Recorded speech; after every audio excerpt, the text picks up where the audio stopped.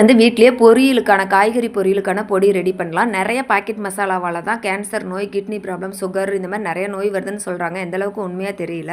Kidney problem இருக்கிறவங்களுக்கு எப்படி மசாலா சாப்பிடணும்னு சொல்லி நிறைய பேர் கேட்டிருந்தீங்க. நான் வீட்டிலே தான் ரெடி பண்ணுவேன்.